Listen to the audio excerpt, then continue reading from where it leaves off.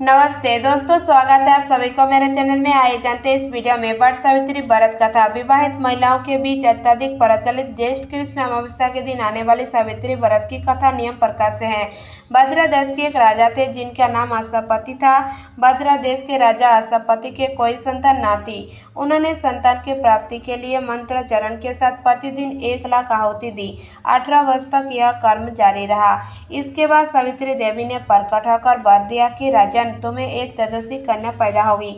सावित्री देवी की कृपा से जन्म लेने के कारण से कन्या का नाम सावित्री रखा गया। कन्या बड़ी होकर बेहद रूपवान हुई। योग वर न मिलने की वजह से सावित्री के पिता दुखी थे। उन्होंने कन्या को स्वयं वर तलाशने भेजा। सावित्री तपोवन में भटकने लगी। वहाँ सलावा देश के राजा गुस्तैन रहते थे, क्योंकि उनका राज्य किसी ने छीन लिया था। उनके पुत्र सत्यवान को देखकर सावित्री ने पति के रूप में उनका वरण किया। ऋषिराज नारद को जब यह पता चली तो वह राजा अश्वपति के पास पहुंचे और कहा, हे राजन, क्या कर रहे हैं आप? सत्यवान गुणवान है, धर्मात्मा है और बलवान भी है, पर उसकी आयु बहुत छोटी है। वह अल्पायु है। 1 वर्ष के बाद ही उसकी मृत्यु हो जाएगी। ऋषिराज नारद की बात सुनकर राजा अश्वपति घोर चिंता में डूबे गए। सावित्री ने उसके कारण पूछा तो राजा ने कहा, पुत्री, तुमने जिस राजकुमार को अपने वर के रूप में चुना है वह अल्पायु है। तुमने किसी और को अपना जीवन साथी बनाना चाहिए। इस पर सावित्री ने कहा कि पिताजी, आर्य कन्या अपने पति का एक बार ही वरण करती है, राजा एक बार ही आज्ञा देता है और पंडित एक बार ही प्रतिज्ञा कराते हैं और कन्यादान भी एक ही बार किया जाता है। सावित्री हठ करने लगी और बोली, मैं सत्यवान से ही विवाह करूंगी। राजा अश्वपति ने सावित्री का विवाह सत्यवान से करा दिया। सावित्री ने अपने ससुराल पहुंचते ही सास ससुर की सेवा करने लगी। समय बीतता चला गया। नारद मुनि ने सावित्री को पहले ही सत्यवान की मृत्यु के दिन के बारे में बता दिया था। वह दिन जैसे जैसे करीब आने लगा, सावित्री अधीन होने लगी। उन्होंने 3 दिन पहले से ही उपवास शुरू कर दिया। नारद मुनि द्वारा कथित चिंतित तिथि पर पितरों का पूजन किया। हर दिन की तरह सत्यवान उस दिन भी लकड़ी काटने जंगल चले गए। साथ में सावित्री भी गई। जंगल में पहुंचकर सत्यवान लकड़ी काटने के लिए एक पेड़ पर चढ़े गए। तभी उसके सिर में तेज दर्द होने लगा। दर्द से व्याकुल सत्यवान पेड़ के नीचे उतर गए। सावित्री अपना भविष्य समझ गई। सत्यवान के सिर को गोद में रखकर सावित्री सत्यवान का सिर सहलाने लगी। तभी वहां जमराज आते देखे। जमराज अपने साथ सत्यवान को ले जाने लगे।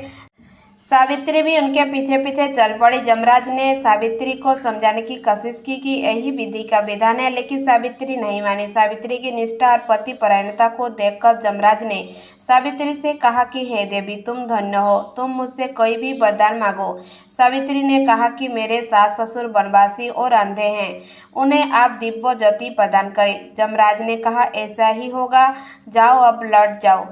लेकिन सावित्री अपने पति सत्यवान के पीछे पीछे चलती रही। जमराज ने कहा, देवी, तुम वापस जाओ। सावित्री ने कहा, भगवान, मुझे अपने पतिदेव के पीछे पीछे चलने में कोई परेशानी नहीं है। पति के पीछे चलना मेरा कर्तव्य है।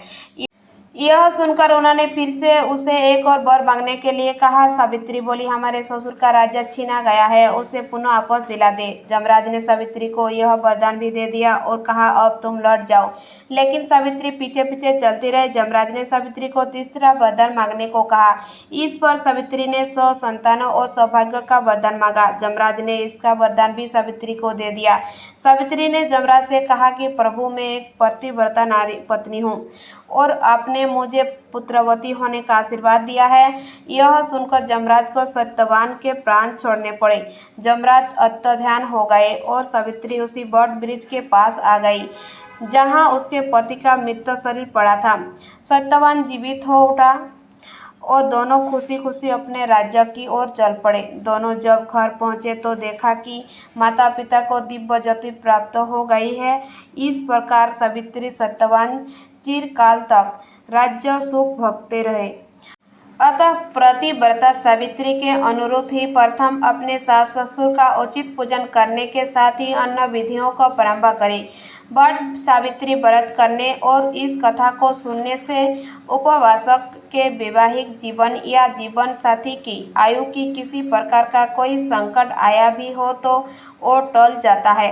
धन्यवाद। अगर मेरा चैनल आपको पसंद आए तो प्लीज़ लाइक सब्सक्राइब जरूर कीजिए।